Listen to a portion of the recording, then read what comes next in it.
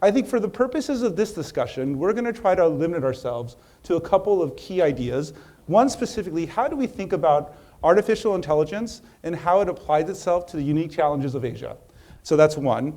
And two, I think we're going to spend a fair amount of time talking in detail about what is actually happening now on the ground. I think there's a lot of interesting sort of theoretical and open, almost theological questions that we'll address, that we will, for those who are interested in artificial general intelligence, rest assured we will cover that at some point, probably 55 minutes into this conversation. But I think there's lots of interesting questions of what's actually happening right now on the ground. And to help think that through, what we've done is we've pulled 3 of the leading people representing 1, academia, 2, the startup world, and 3, one of the foremost corporate labs in the world. And so I think that will serve as a nice frame for the conversation. And let me start off maybe just by asking, so what is artificial intelligence and why is it interesting now? And maybe we can start with Han. Yeah, so I think all my professional career are all in artificial intelligence. Whether I'm fortunate or unfortunate, I've been through this so-called winter of AI.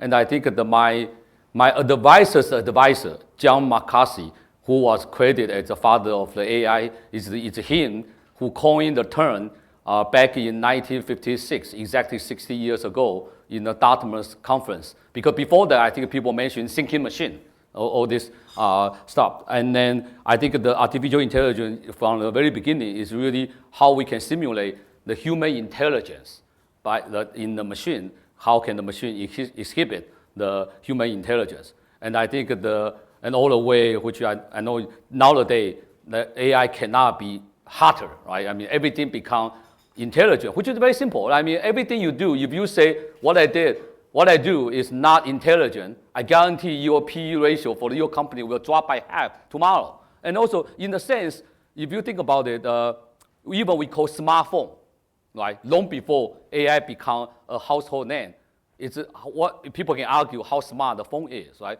But even you look at the human intelligence, I think I remember in the 70s, my first incarnation of intelligent TV, I think many of you probably remember, that's when Zenith released a TV with the remote control. We call it intelligent TV. So I think intelligent, even human intelligence, or what the word intelligent, also changed through time. And I want to end my the talk with one picture I want to show to people. Like, can we go to the slide 1? Yeah, I want to show you this Time magazine back in 1950. And then people remember 1950. At that time, I think we can count the number of computers in the whole world by single hand. And I think and it's called Mark 1, Mark 3, Mark 1, Mark 2, Mark 3, which is developed in the Harvard.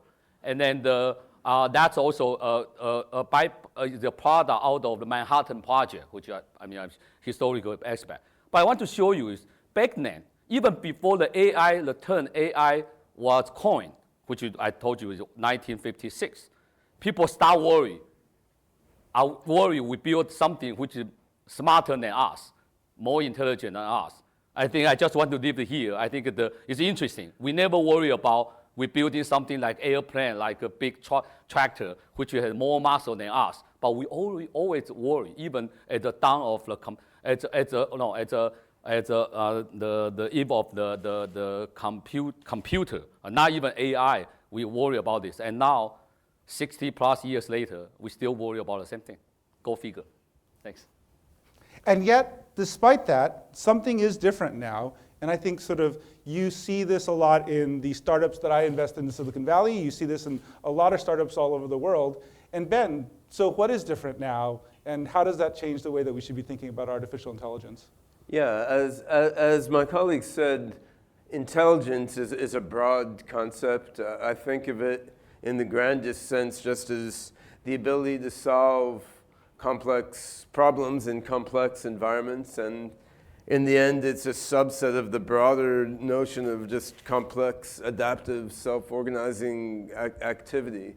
But what we see in the world of technology today is a very rapid increase in the degree of intelligence of our machines and our artifacts and of human society is driven by these advancing machines. And of course, this is driven by advances in computer hardware and computer software, more understanding of the human brain, more understanding of I think it is always crazy to think through exactly how dramatic the change has been in terms of cost of compute. Like, what's the right rough order of magnitude?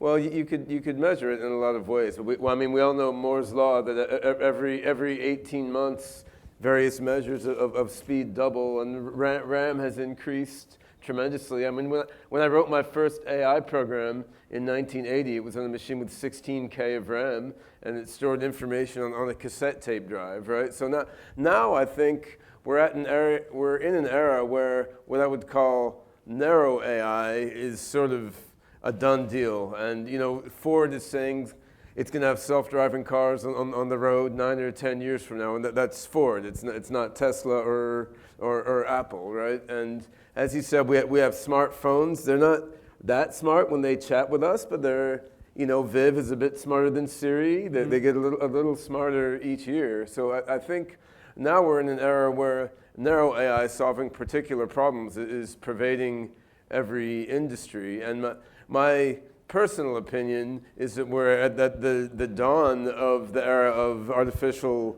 general intelligence. And what we're going to see happening in the next 5 to 15 years is vertical market-specific AIs getting more and more capability to generalize, to reason, to learn, and to create and understand comprehensively more like people. Now, some people say, well, you've been trying that 60 years in the AI field and haven't gotten there yet. But of course, while 60 years is a long time for a human being, on the scale of human history, that's quite brief. And the amount of progress made in 60 years from these old computers that were essentially programmable calculators to things like Google, self-driving cars, AlphaGo, and Watson. I mean, the progress we've made is quite tremendous. But I think with AI now, we're more like personal computers in 1980 or something. Like we're right at the beginning of a humongous expansion, which we'll talk a little more about. So I think in a moment, what we'll actually see is we'll see a couple very concrete examples of what is actually being done right now in the state of the art. But before that, Pascal, you spent your career, both researching and thinking through the limits and the right research agenda for machine learning and artificial intelligence. What do you see looking ahead, and what do you care about most now? So before I talk about the future, I want to talk a little bit about the past. So I started working on speech recognition in 1988, and afterwards I moved to natural language processing. And I worked at AT&T. What is the difference? I feel like a lot of people... Speech recognition is just you talk, and then the machine translates what you say into words. And natural language understanding is take those words and translate into meaning. So machine translation, for example, is a form of natural language understanding, and has always been called the most difficult problem to solve in AI. And I worked at AT&T Bell Labs in the 90s, and I also worked with a DARPA contractor since early days. What I would like to provide you with a view is like a view from the AI insider. What's very interesting is when I started out working in this area with some of the most prominent people and what we call our forefathers, the women, forefathers in the area of speech recognition and natural language processing. When we start working in these areas, nobody called us AI engineers, and we don't call ourselves AI researchers because AI was a bad word in the 80s. So we were called engineers, statistical machine learning specialists, or we're called signal processing experts. And this term AI just recently became very, very hot again, and we're sort of surprised by the interest that the society has placed in it in recent years. But I want to tell you what really happened that has brought about this explosion of growth in terms of AI technology, innovation, and even commercial opportunities. Everybody has heard of machine learning, I think, by now. Machine learning for AI is not something to be taken for granted. In the 50s, 60s, and 70s, AI was, the general paradigm of AI was traditional AI was expert systems, knowledge base. people writing rules. You program the machine to do specific things with a set of rules. So the first breakthrough actually came in the late 70s when a bunch of information theoreticians, so these were engineers in the school of Shannon, who were information theoreticians, therefore outsiders to AI. When they brought in statistical modeling, therefore machine learning as a form of statistical modeling, when they brought in statistical modeling into the field of speech recognition, they say, instead of recognizing a few digits or 20 names in your phone, you remember those? Now we can recognize continuous speech with unlimited vocabulary thanks to that paradigm shift in the late 70s. So that was the first very critical breakthrough, if you want to call this field as AI, which is to bring machine learning statistical modeling to speech recognition. And in the early 90s, late 80s, when I was a PhD student, I was lucky to be at the right place and the right time, working with Bell Labs researchers and IBM researchers. Again, the same group, IBM, the same group of information theoreticians. I happened to share an office with one of the very well-known researchers called Fred Jelinek on weekends.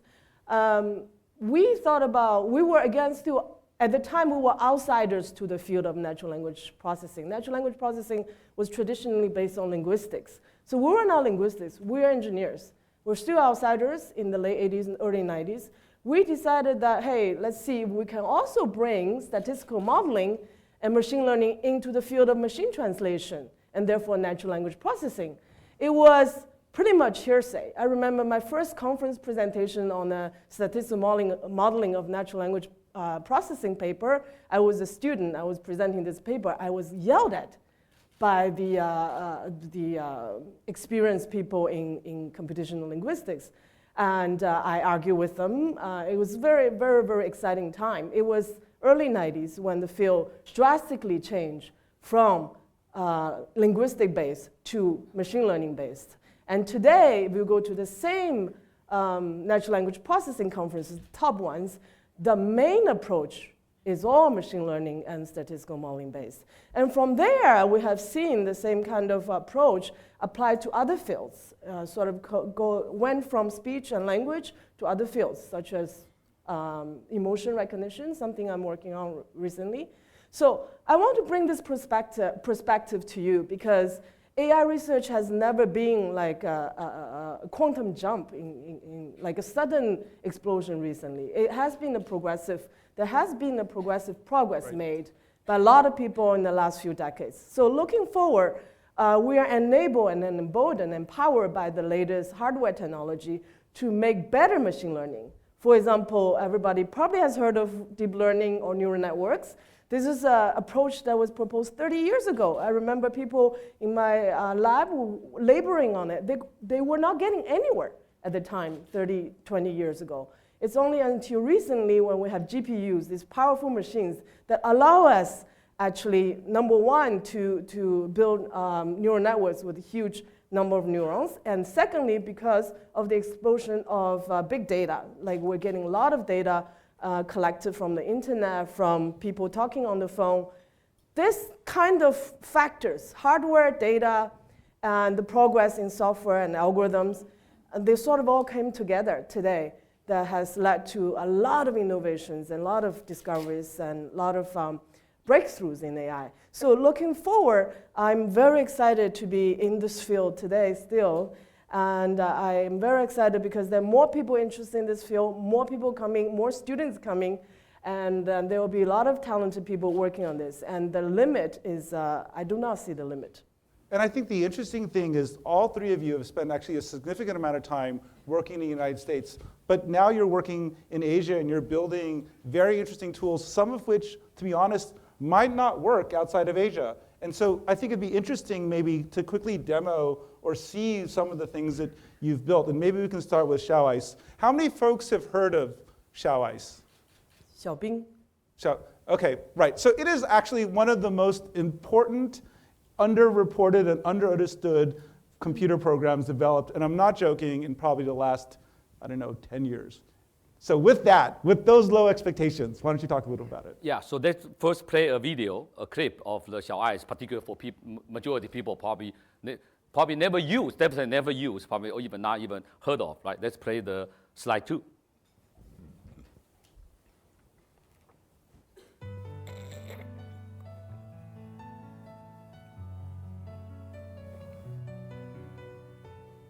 Basically, I know now all of you understand Chinese. So it's basically a social chatbot.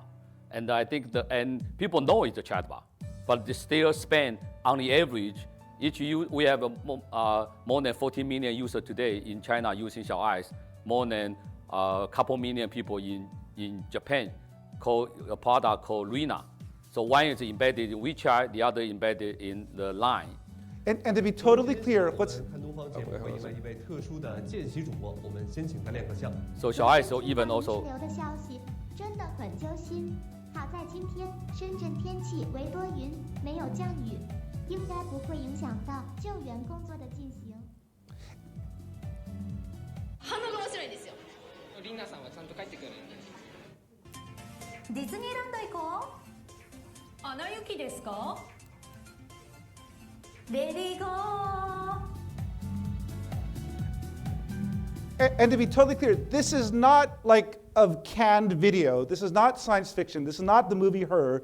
This is actually an automated bot that people are talking to. So maybe you can talk a little bit about how popular it's been and what's happened. Yeah, I think it's certainly beyond our expectation. When it's actually an incubation project we did in China. When we actually first released, we never realized it can be that popular. But just give you an idea, now the active users spend, a round trip dialogue, we count as one turn. On the average in China is 23 turns per session. In Japan, it's about 18 turns per session. Thinking about your chat behavior with the real person, I bet probably 2 or 3 turns per session. So, and people realize this is not a real human. It's a robot chatbot. And they still yet spend so many time with them. I mean, if it's not interesting, I don't think people were wasting time doing that. And the relationships are incredibly close, right? I mean, how many people have said that I love you to Xiao Eyes? 1/4 of the people. 1 out of 4. 1 out of 4, right? Just to be totally clear, right? And I think, the implications of that are very interesting. Maybe before we talk about that and why that might work in Asia first, do you want to talk a little bit about what you've worked on? Sure. So originally I'm a mathematician, but I've been doing AI R&D in various forms since the early 1990s, and I'm developing with an international team an open source AI platform called OpenCog, which is ultimately aimed at artificial general intelligence, but which we're now using various components from in a number of practical projects. So one of them is an investment management company. We'll talk about that later. Called Idea Limited, and the other one that I'm going to show off in a video in a couple moments is Hanson Robotics. And my good friend David Hanson has designed the world's most amazing, realistic, compassionate, emotional robot faces. We're putting that together with some of our OpenCog AI software to start along the path toward making robots that can interact and understand just like people in social settings. So let's show slide 5 with the Hanson Robotics video.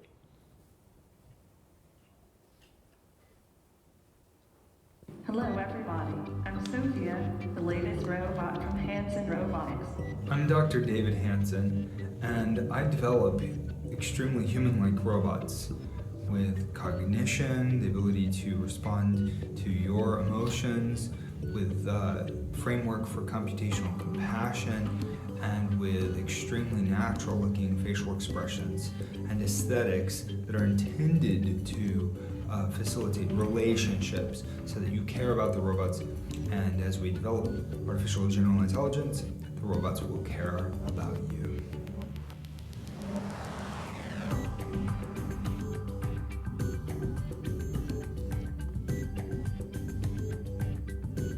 We're pushing for consumer pricing that will allow these robots to come into your home and be an entertaining companion, to develop a relationship with you, teach your kids foreign languages. We're just very excited about the impact that this can have on the world as genius machines with a friendship with us can help rebuild this planet.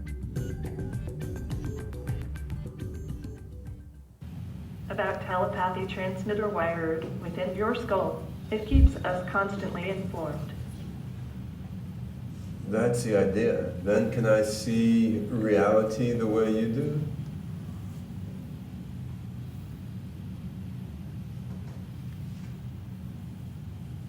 See, reality cannot be detected.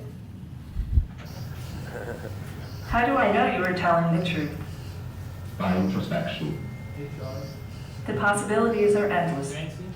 Is that a fact? My friend Patrick is always happy. Go ahead. Patrick is kind too. Okay. What do you know about happy people? Kind people are happy. Yeah, you are great.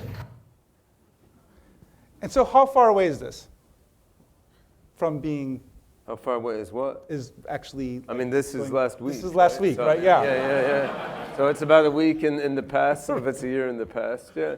I mean, you have a point in that, you know, when I was in graduate school in the mid-'80s, like, people did not believe this was coming in our lifetimes. I mean, I wanted to do my PhD thesis on general intelligence and machine reasoning and learning. You couldn't find a supervisor who would let you do it in a serious way at that time.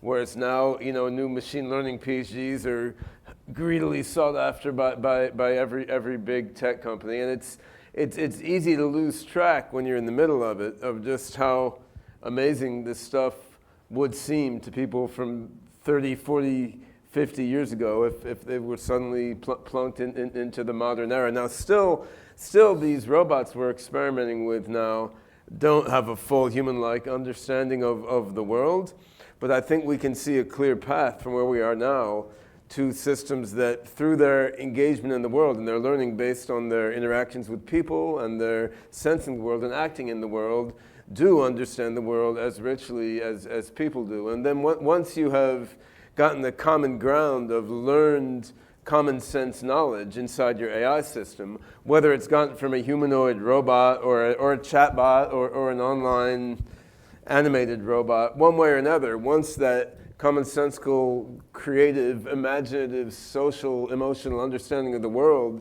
is inside the AI, then that AI can use that in every domain of industry and human pursuit, from robotics to medicine to finance to elder care to education to whatever you want. I mean, of course, from a practical perspective, we have to develop AI in one after another vertical market so it fits into the business world as it is today. But in the end, what you're doing is building a core understanding, learning, and reasoning capability inside your AI systems, and that core can then apply to everything. Yeah, I think one of the interesting questions is why certain developments work better in Asia. And I don't know, Xiao, I see you guys have tried in different countries, and I'd love to hear your reflections on what are the unique opportunities for artificial intelligence in Asia? Yeah, we're still learning, particularly based on the data. And I think right now, we try Xiaoai's in Japan, Korea,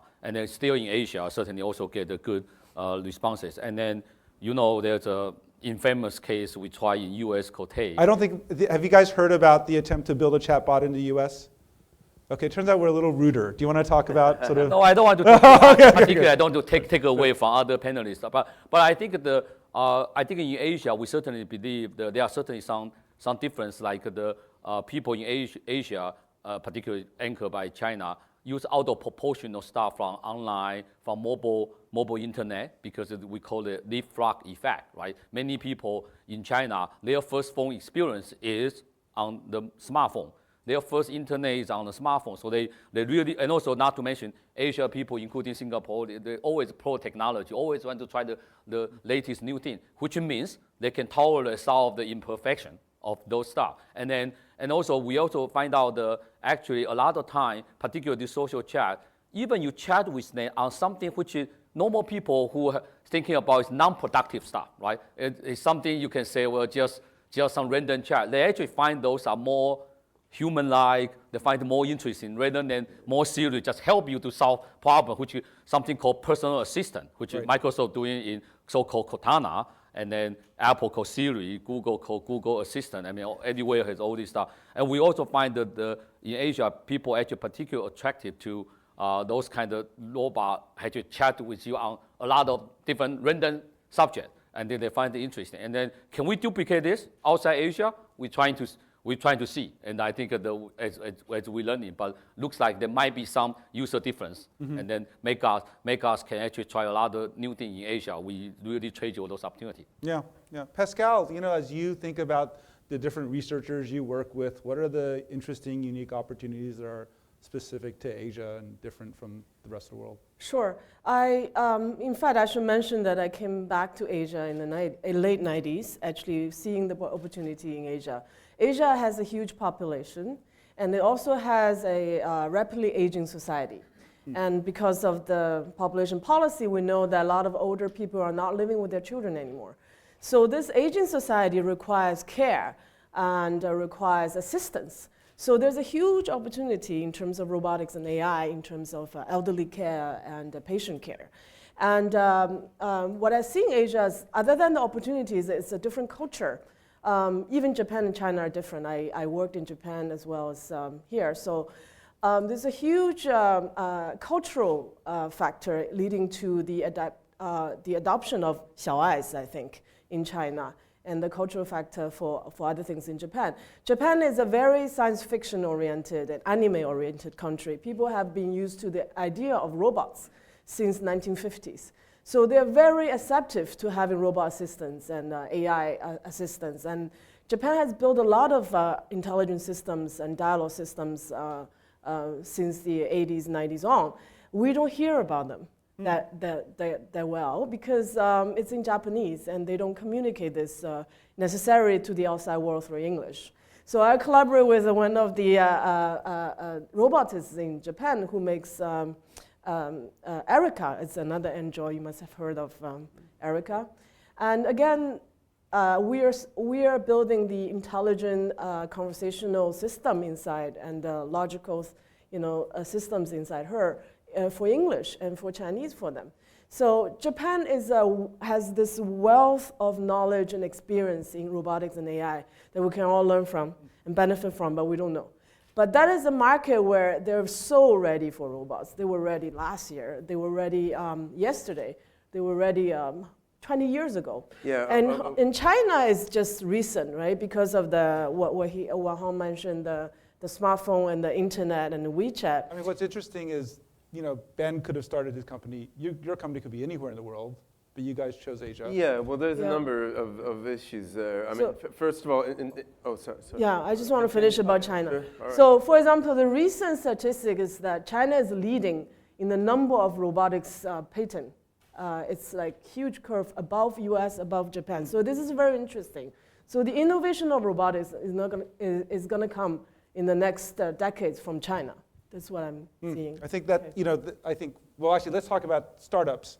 You could have been anywhere in the world, and you chose, Hanson Robotics chose to be here. I would say that the reason Hanson Robotics is in Hong Kong ultimately is because the manufacturing is in Guangdong province across the border. I mean, that's pretty much the only place at the moment you can build really complex hardware at low cost and large scale.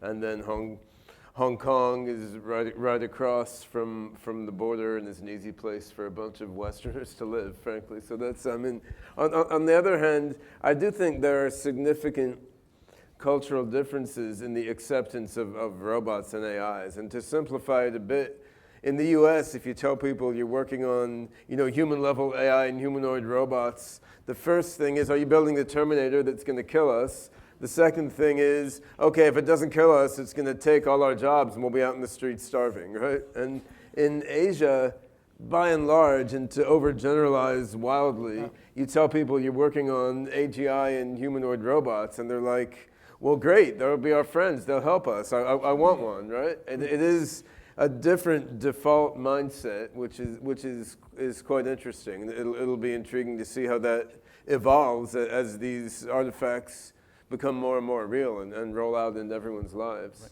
What's the flip side of that, Pascal? Like, what are the unique challenges to AI in Asia? Are there things that are harder to do here? The unique challenges, I would say, well, again, Asia is not one place. So Japan and China are different. And I think, so China is benefiting from this very rigorous training of engineers. And I use engineers because AI, by and large, today are developed by engineers, not by linguists or psychologists and so on. So China and Japan both have this rigorous engineering training, so which attracts a lot of people getting into this field of engineering. But however, what is AI? What is human? I think in Asia, we don't ask a lot of questions about that. When you build an Android, what should that Android be like? What personality should that Android have? Japanese ask more of such questions. And recently we have a system called Zara, the Supergirl, that we show at the World Economic Forum. Zara supergirl.com. So zarasupergirl.com, you can go take a look. So this was a virtual Supergirl that talks with you and detects your personality from conversations with you. Now, we place a lot of emphasis on the design of the avatar, on her personality. In fact, why is she a Supergirl? You can ask her. So there's a reason for all the designs, I think that's the core business even of Hanson Robotics, is the design of this robotic partner, robotic companion, or robotic assistants. And I think here because we are mostly engineers working on this, we don't ask enough of that question. So the challenge is really to bring designers and artists even, and engineers and psychologists work together in Asia to build really humanistic robots, meaning that they don't necessarily have to have human form, but what they do has to be helpful to us. And that is the challenge in Asia, I think. So at Microsoft, obviously, you have vast resources throughout the world. What are unique challenges to AI in Asia for you guys? Right. As you know, we always view challenge as opportunity. So I want to echo what Pascal said. I think the Asia, I think because all the structure certainly we are very much care about aging care. So I think we certainly see a lot of AI, robotics research on trying to tackle this area. Obviously, will be important for the entire humankind. And I think whether it's a humanoid robot help for aging, or some kind of the virtual avatar or child engine. And then the other thing also kind of opposite end of this, kids care. I think in China up until then, people know about one-child policy, all this stuff. So I think a lot of demand for really something. The parent, of course, spend a lot of resources on make sure the kids are brought up properly, education, everything, also a companion. So I think the aging care versus the kids care, how do you build something trustworthy? And I think can actually also have edutainment, hopefully not just entertainment. We know we can do a lot of entertainment by doing IT technology, but also education side, and similar for the aging care. So I think those are very unique opportunities, but it's important to really have something trustworthy. And I think particular for both elder and the child. And the other opportunity also is the factory. I think Ben mentioned about the China until today sort of become the world factory for doing a lot of things made in China.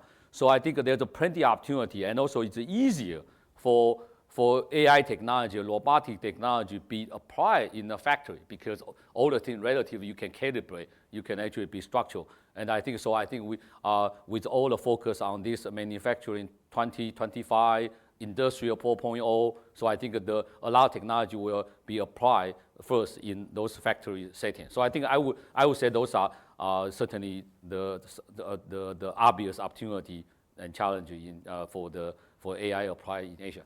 So let me transition now from talking about what sort of seems like science fiction to something much more nuts and bolts and perhaps a little scary. I think that we live in a world where a friend of mine just wrote a book about the future, and he polled people and he asked them, oh, what's going to happen to jobs after AI? And everyone looks vaguely terrified. And then his second question was, so will your job be endangered by AI? And it turns out about 78% of people think it won't. Right? Because of course, other people's jobs, those are easy to automate, but my job is actually really complicated and subtle. And I think that we do live in a world right now where that's increasingly being less clear about a vertical that is near and dear to many of our hearts, which is to say, the finance world. And I think that all three of you are working with different partners about different ways that machine learning and artificial intelligence is going to affect a lot of the work that I do and other people around here do. Maybe we can start by talking about what you've done, and then we can go on to other examples. Sure. I mean, overall, I think the elimination of human jobs is a feature rather than a bug. And I mean, in the end, people will find better things to do than work in jobs. And as AIs and robots take over, turning material resources into goods and services. But the transition to a phase where people don't have to do jobs and nano factories build everything for us, the transition may be troublesome, right? Maybe troublesome. But let's talk specifically about... There may be a few hiccups. Let's talk specifically about finance. I mean, in the one thing which is sort of hard to wrap your brain around is that the way computers transform industries, it's not like you have a program taking over each job category, right? It's more like the way the whole industry organizes its work gets transformed, and then some jobs go away, some newer ones are created, and quite often the number of jobs created is fewer than the ones that went away, but maybe more advanced and more specialized. All happy talk for those of us who have jobs. But we can each fantasize that we'll be one of the 5% that still has a more advanced job after the transformation. We are all above average in this room. Yes. So, I mean, in the financial business, certainly what my own work has been is using artificial intelligence, both statistical machine learning and natural language processing, as she was mentioning, and some probabilistic logic, some deep learning, a whole mix of technologies, and using these to forecast price movements in equities, futures, and so forth. And we specifically been looking at predicting weeks to months in advance rather than, say, microseconds or seconds minutes in advance. And I think in terms of AI for prediction in finance, you can see a gradual progression in time scale. Like high-frequency trading, whether it's AI or not is a matter of definition, but it's certainly automated, and it's mechanized judgment. And on that time frame, human beings can't process all the data, and honestly, regression algorithms and stochastic processes are better than the human mind at doing that level of forecasting. Now, what we're looking at in our fund in Hong Kong, Idea Limited, is forecasting months in advance. And for that, you need to bring a lot more data into the picture. If you think not just looking at price data, what else? We're looking at price data, fundamental data, company level fundamental data, news, social media. And if you think about it, to predict what he's going to be doing 5 seconds from now, you could use fairly simple regression algorithms. Like he's trying to do something. He's bouncing up and down in his chair. That's sort of a sine wave, right? No, but to predict what he's going to be doing a week from now, you need a greater contextual understanding. You need to understand more about the world. And I mean, it's similar in financial forecasting.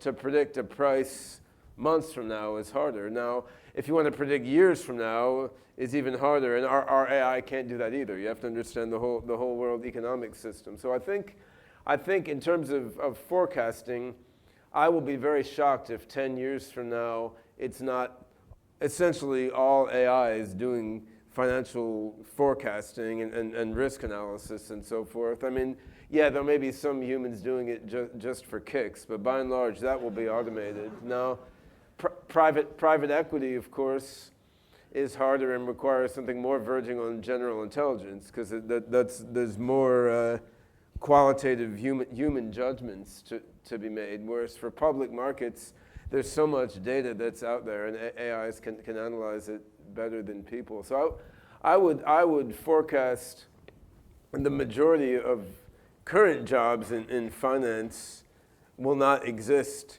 10 to 15 years from now. On the other hand, some jobs still will exist. And the hard thing is predicting what will the pattern of advance be, right? As AI progresses from narrow AI, specialized for specific vertical tasks, toward greater and greater general intelligence and greater ability to be creative and make comprehensive judgments, like which general AI capabilities will come online first and which will come online 5 years later.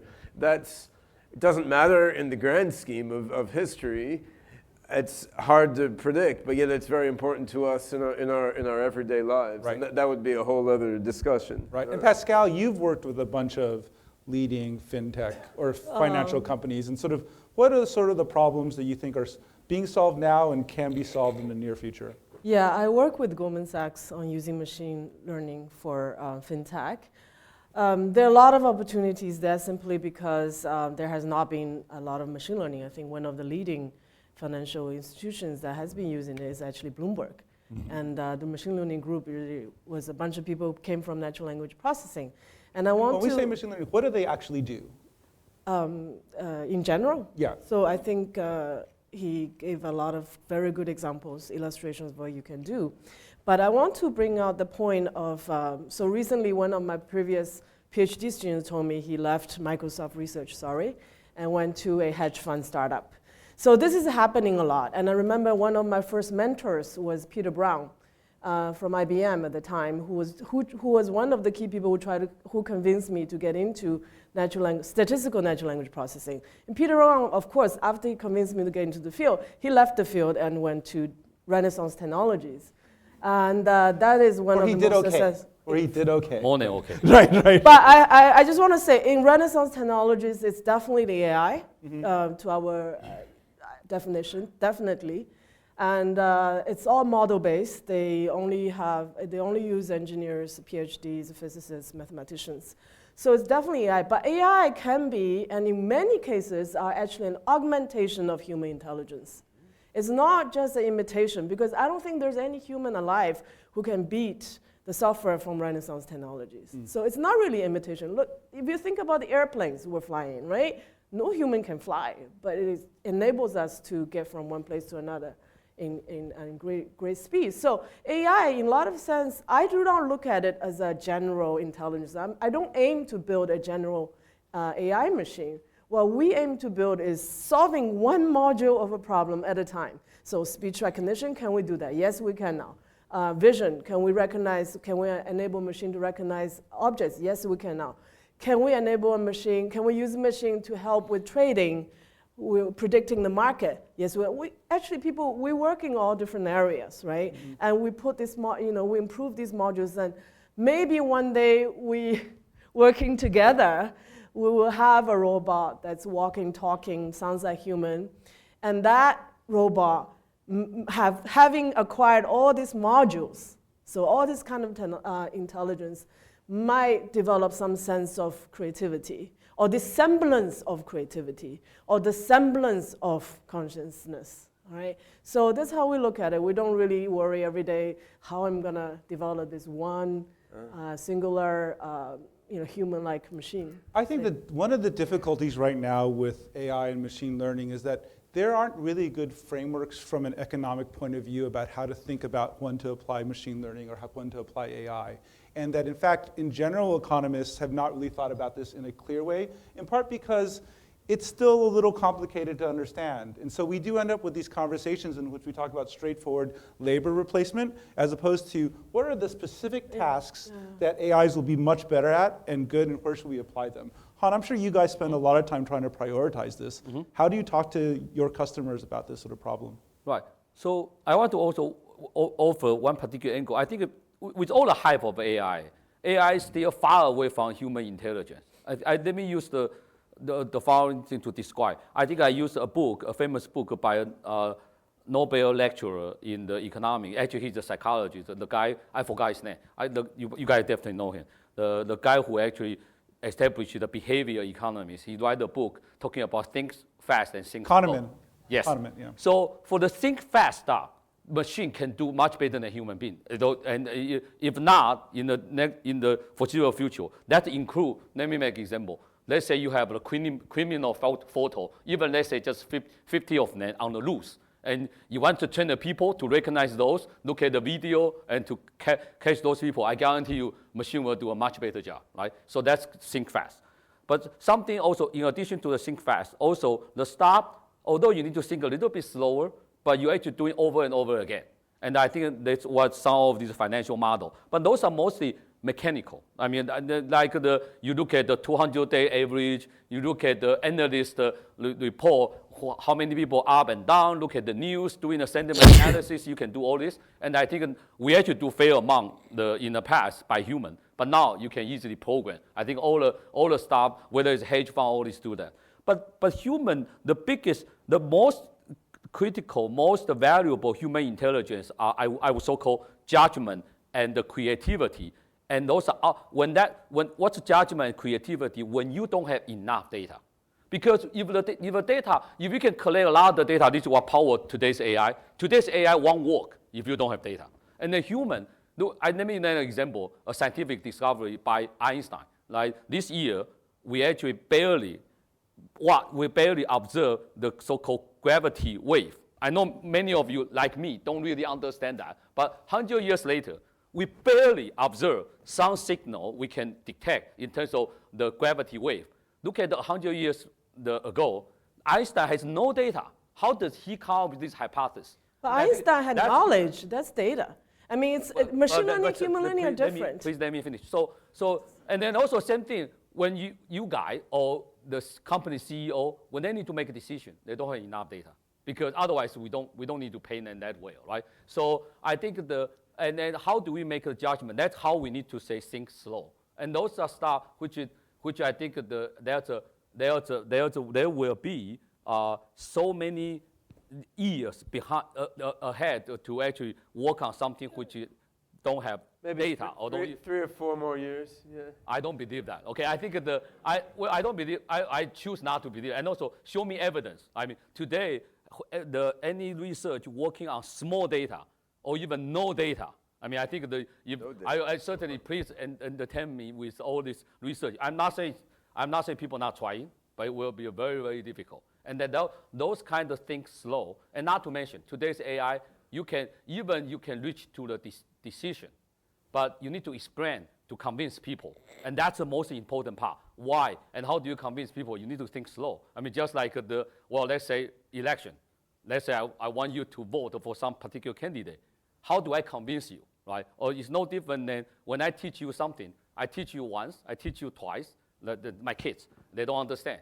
And then suddenly, maybe because I know something about them, I change the way I teach, then they realize, right? Those kind of things, slow stuff, which I think for a while, I predict it will probably not even in my lifetime, how we can actually get the machine to actually do some of those. And then I think in terms of scientific, we absolutely need to invest the effort to do that. But now there's no evidence those will happen anytime soon. So before we get into the singularity and the generalized artificial intelligence discussion, which we're going to avoid for one moment, yes. But let me ask just, when you talk to your big customers and they come to you and they say, well, I've got to do something AI related, what do you tell them? Do you tell them, don't believe the hype?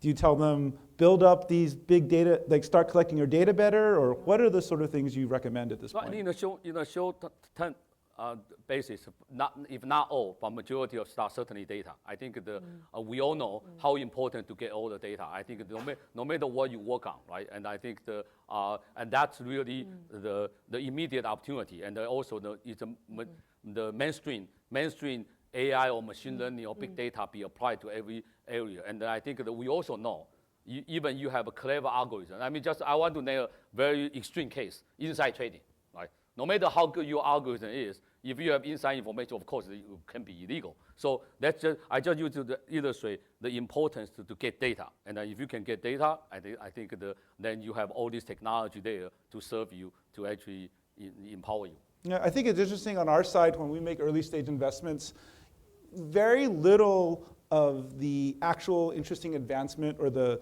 competitive edge comes from a new algorithm. More often than not, it comes from people with interesting business models and specific access to data. And I think that piece is, I think, still poorly understood and not really thought through in general by most companies. And there's a lot of data that just falls to the floor right now and that may or may not be useful later on. What were you going to say? Well, when we talk about data, I actually agree with Hong that if we have more data, then we can have better technology. And I think that's actually, and I would like to quote my daughter, who's 8 years old. She said, "I'm very wise because I've seen a lot, because I'm already 8 years old." And when I heard that, as an engineer, I was thinking, indeed, 8 years old, 8 years of multimodal, multi-channel data is huge. Right, it's much more than any machine can get a hold of and to train on. And very high bandwidth. Very, very. Yeah. So in fact, humans we do learn from data. We learn from data, but we have this incredible ability to learn in an unsupervised or semi-supervised version. We learn our first language without any grammar, So now we're hardworking, the AI engineers were working very, very hard on decoding the unsupervised learning side of things. So to enable machines to learn automatically in a self-organized way. And this is one of our grand objectives. And I actually am more optimistic than Hong maybe to see this happening in our lifetime. And when that happens, it's just going to make a lot of the tasks more efficient, like a lot of the tools more efficient. But who's going to use these tools? Who's going to decide when to use what tool? It still is a human. It still have to be experts who have trained in that domain and to know what to use, what not to use, and to make such judgments, value judgments, ethical judgments, right? So that is still, you still need humans. So everybody's safe here. Did you want to? Well, so she said her group is not working on trying to create a general intelligence. Oh, I'm sorry, before we do that, people, I realize the audience is going to probably have no idea what we talked about. Like, there'll be 3 people here who've thought about this, like have heard the term singularity, and then 4 or 5 others who've heard the term AGI, which is sort of like a big conversation in your circles. What is AGI again?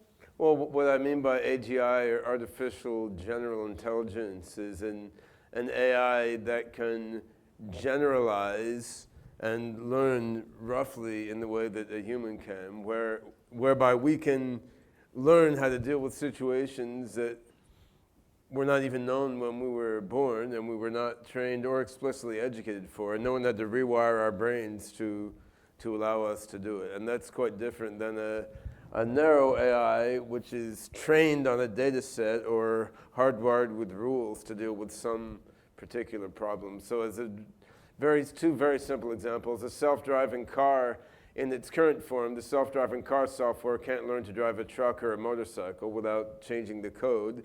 AlphaGo can't play Go if you change the board into a different shape than a square, again, unless you change around the code.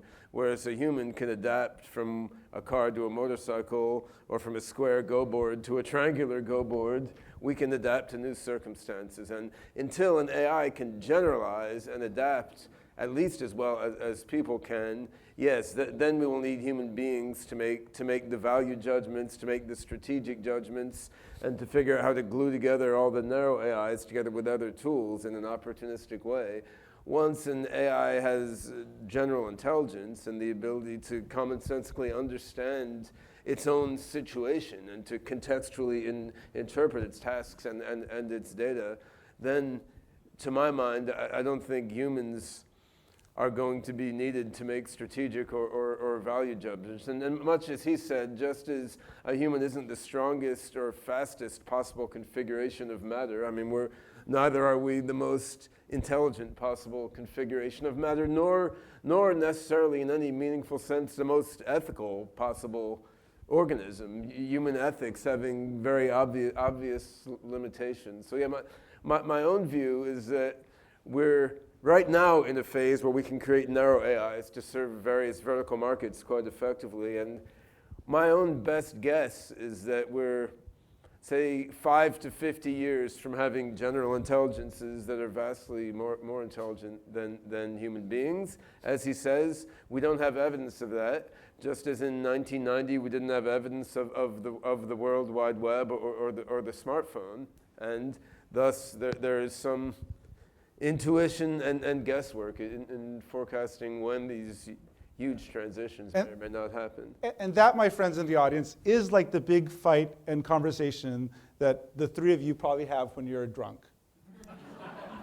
I'm never. All right. So let me ask, can I take it? I'd love to take questions. I feel like there are a couple. Would you like to start? Sure, this is a spiritual, psychological question. So we seem to be living in a world with smart devices where, this is a little spiritual, psychological. So we seem to be living in a world with smart devices where we're becoming less emotionally detached. I mean, you go to dinner, there's like a whole group of people that are on their phones You mean not talking to each more other. emotionally detached? More emotionally detached, yes. But at the same time, Ben, you're building robots that are basically increasing emotional attachment.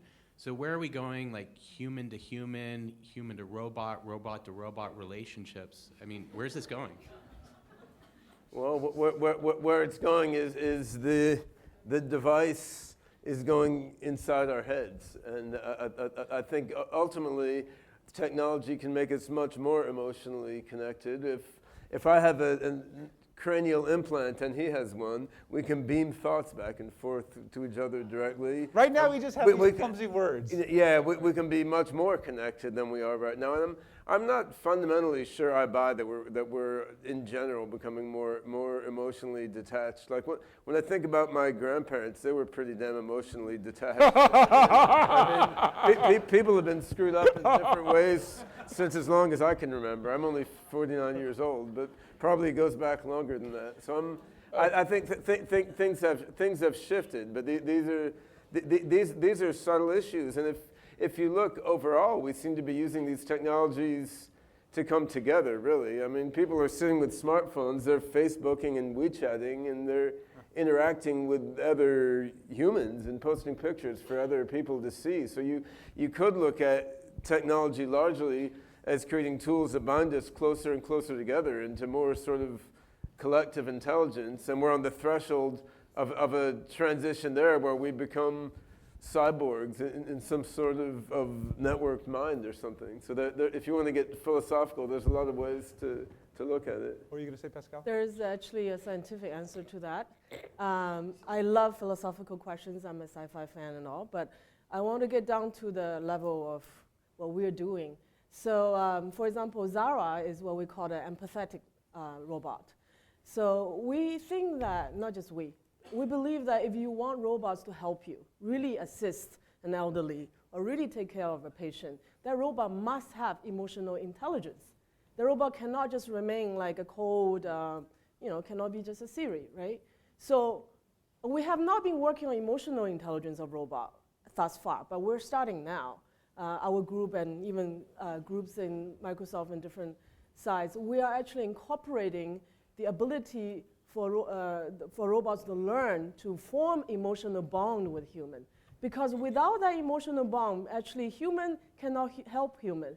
Imagine think about the baby, right? When they're born, they already can hear, they can already detect their mother's voice, and we naturally react to their cries and their fusses and all that. So all that is actually a very fundamental part of human bonding and human understanding. So if we want to have more human-robot understanding, this is what I work on, we have to incorporate this the ability of emotional intelligence. And that can help the robots to learn human values and human culture as well. I mean, it helps on both sides. So I've got 80 seconds. One last question. I can't see.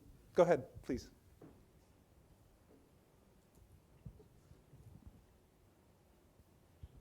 Thank you. First of all, thank you for an absolutely fascinating session. I could listen to you guys all day. This is amazing.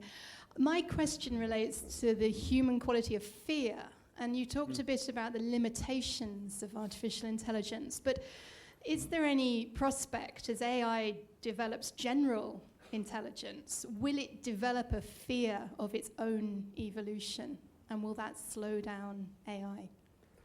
I think that the human brain has a whole lot of emotional baggage that comes from us having evolved as, physical organisms that had to fight for survival and reproduction and evolution. And, we have fear, we have rage, we have jealousy. These issues are not intrinsic to intelligence any more than having skin that wrinkles when we get old is intrinsic to our intelligence. So one certainly could build AIs that had all the emotional complexes that human beings have. But as she was saying, the sole goal of AI is not to make digital emulations of humans. That's one thing you can do. There's some interest to it, but I see no reason we can't build general intelligences that are much more wise, reflective, comfortable with themselves, and joyful and ethical and realistic than human beings are. There's a robot built by a monastery in China that is basically a monk and dispenses sage advice, philosophical and Buddhist, and you can interact with that robot. And Okay. so things are coming out. And with that, I'm afraid we're out of time. I hope you all had a better sense now of what's actually happening right now on the ground, what's available, what's coming soon, and also the nature of the opportunities in front of us right now, and some of the big questions that I think the leading minds in AI are asking. So thank you so much.